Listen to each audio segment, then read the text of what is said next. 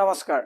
আজি ৰাতিপুৱাই মই তিনিটা বিশেষ প্ৰশ্ন লৈ লাইভত আহিছোঁ। প্ৰশ্নকেইটা মাননীয় মুখ্যমন্ত্ৰী হিমন্ত বিশ্ব শৰ্মা ডাঙৰীয়ালৈ। মই অসমৰ ৰাইজৰ জ্ঞাতাৰ্থে এটা কথা মুখ্যমন্ত্ৰীক সুধিব দিছোঁ যে দেশদ্ৰোহিতাৰ অপৰাধত মুখ্যমন্ত্ৰীক এৰেষ্ট কৰিব লাগে আৰু মুখ্যমন্ত্ৰীয়ে পদত্যাগ কৰিব লাগে। কাৰণ মুখ্যমন্ত্ৰীয়ে কৈছে যে গৌৰৱ গগৈ ডাঙৰীয়া পাকিস্তানী এজেণ্টৰ সম্পূৰ্ণ নথিপত্ৰ তেওঁৰ হাতত আছে আৰু তাৰ পিছতো যদি নিৰ্বাচন সন্মুখত থকাৰ কাৰণে গৌৰৱ গগৈ ডাঙৰীয়াক এৰেষ্ট কৰা নাই, তেতিয়াহ'লে কিমান ভয়ংকৰ বিপদৰ কাম আমাৰ সন্মুখত বিপদ আহিছে আপুনি চিন্তা কৰক। গৌৰৱ গগৈ ডাঙৰীয়াক পাকিস্তানী এজেণ্ট বুলি তেওঁৰ হাতত নথিপত্ৰ আছে, কিন্তু নিৰ্বাচন আছে কাৰণে তেওঁ তেখেতক এৰেষ্ট কৰা নাই।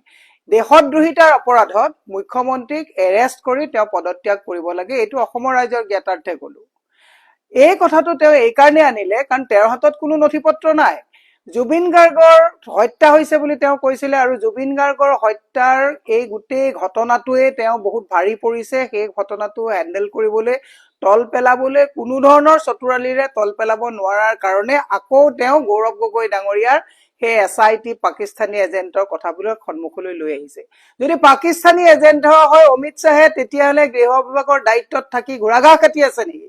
মুখ্যমন্ত্ৰী ইমান গাল পুলিচ, আমি যেতিয়াই ক'ৰবাত যাওঁ একদম পুৰা পুলিচৰ অফিচাৰসকল নাম নকওঁ, অ'ত ত'ত মন্ত্ৰণা দি ঘূৰি ফুৰে, কিন্তু এইটো কাম কিয় কৰা নাই? ই এক বৃহৎ প্ৰশ্ন। গতিকে মুখ্যমন্ত্ৰীৰ ওপৰত লজ্জাই পোৱা নহয়। মুখ্যমন্ত্ৰী একচুৱেলি অসমৰ কাৰণে এটা ভয়ংকৰ অশনি সংকেত হৈ পৰিছে যে সব নথিপত্ৰ থকাৰ পাছতো পাকিস্তানৰ লগত সম্পৰ্ক থকা এজন মানুহক এৰেষ্ট কৰা নাই, নিৰ্বাচনৰ পিছলৈ থৈ দিছে। কথাটো মনত ৰাখিব। তেওঁ আগতে কথাবিলাক কয় যে নিৰ্বাচনৰ আগত মই যি টি কথা কৈ দিওঁ। এইবাৰ জুবিন গাৰ্গৰ হত্যাৰ কথাটোৰ পিছত এই কথাটোত তেওঁ চম্ভালিব নোৱাৰি এতিয়া আকৌ এই কথাটো আনি মানুহৰ দৃষ্টি অন্য দিশত নিয়াৰ এটা কুচক্ৰান্ত কৰিছে। ইয়াক আমি নস্যাৎ কৰাই নহয় গৰিহণা দিছো। আৰু যদি কথাটো তেনেকুৱা হয়, হয় আপুনি এৰেষ্ট কৰক, নহলে পদত্যাগ কৰক। আপুনি মুখ্যমন্ত্ৰীৰ কাৰণে যোগ্য মুখ্যমন্ত্ৰী নহয়। কিয় ৰাখিব আপুনি? যদি সব নথিপত্ৰ আছে কিয় এৰেষ্ট নকৰে? কবিতা লিখিলে এৰেষ্ট কৰে। মানুহে জুবিন গাৰ্গৰ সেই জুবিন ক্ষেত্ৰত গ'লে আপুনি তাত বিভিন্ন ধৰণৰ পুলিচ লগাবলৈ যায়। ন্যায় বিচাৰিলে আপুনি পিঠি ফালি দিয়ে, NSA লগায়। আৰু আপুনি এতিয়া আপুনি কি কাৰণত তেতিয়াহ'লে প্ৰমাণ থকাৰ পিছত এৰেষ্ট নকৰে? এইটো হৈছে এক। ২ নম্বৰৰ মই আপোনাক কথাটো ক'ব বিচাৰিছো যে জনজাতীয় মূলৰ মাটি আপোনাৰ মন্ত্ৰী অশোক সিংঘালৰ কোম্পানীয়ে জুবিন ক্ষেত্ৰৰ কাষত ৩০-৪০ বিঘা কেনেকে ল'লে? অফিচ কেনেকে মেনেজ কৰিছে? ট্ৰাইবেল বেল্টৰ মাটি কিনেকে অফিচ চলিছে? তাৰমানে আপোনালোকে অফিচবিলাক নিজৰ নিজৰ স্বাৰ্থত জনজাতীয় লোকসকলৰ নিজৰ অধিকাৰকো খৰ্ব কৰি আপোনালোকে নিজৰ এই মাটি বাৰী লোৱা এই কথাবিলাকত যি কাম কৰিছে ই অত্যন্ত গৰ্হিত, দুৰ্ভাগ্যজনক কথা।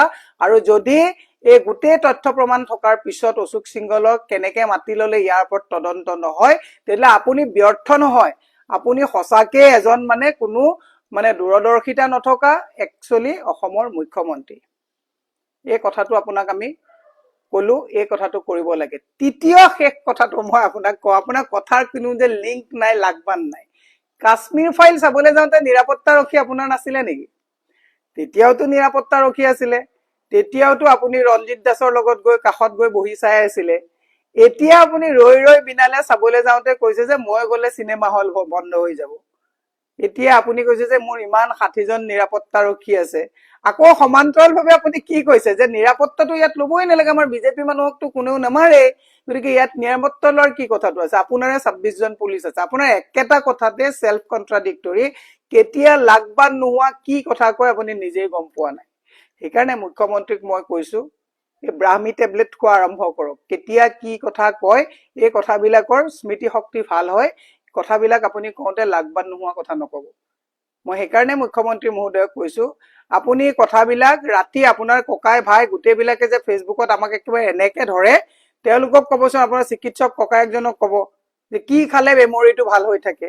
আমি বেয়া পাইছো আমি আপোনাক এই কাৰণে এইটো কথা ক'বলৈ গৈছো আমি ক'বলৈ ভাল নাপাওঁ আমি মুখ্যমন্ত্ৰীক ক'বলৈ ভাল নাপাওঁ এসময়ত আপোনাৰ লগত আমি একেলগে কাম কৰিছিলো কিন্তু আমি বেয়া পাওঁ যে এজন মুখ্যমন্ত্ৰী যদি এনেকুৱা আবুল-তাবুল কথা কয় তে ট্ৰলাৰ বিলাকেতো ট্ৰল কৰিবই আপুনি শুনক জিপাত খৰ বালিলে হেপাত খৰ ফুগৰিবলৈ এনেকুৱা এগাল ছ'চিয়েল মিডিয়াত মোবাইল দি অসুৰ টাইপ লৰাক আপুনি বহাই দিছিলে আমাক ট্ৰল কৰিবলৈ এতিয়া উল্টা সেই বালিৰ জিপাত খৰ বালিলে হেপাত ফুগৰিবলৈ সেই একেটো ট্ৰলে আপোনালৈ উভতি গৈছে নে নগৈছে গতিকে মই মুখ্যমন্ত্ৰীক কৈছো ব্ৰাহ্মী টেবলেট ৰাতিপুৱা এটা গধূলা এটা খাওক স্মৃতি শক্তি ভাল হ'ব আপুনি এনেকুৱা কথা কৈ যেনেকে এতিয়া জুবিন গাৰ্গৰ কথাটো অন্য দিশত নিবৰ কাৰণে আপুনি আকৌ গৌৰৱ গগৈক পাকিস্তানী সজোৱা যিটো নিকৃষ্ট দেশদ্ৰোহী কামত লিপ্ত হৈছে এটো নকৰিবৰ কাৰণে আহ্বান জনাই আপোনাৰ সুস্বাস্থ্য আৰু দীৰ্ঘায়ু কামনা কৰিছো ধন্যবাদ জাষ্টিস ফৰ জুবিন গাৰ্গ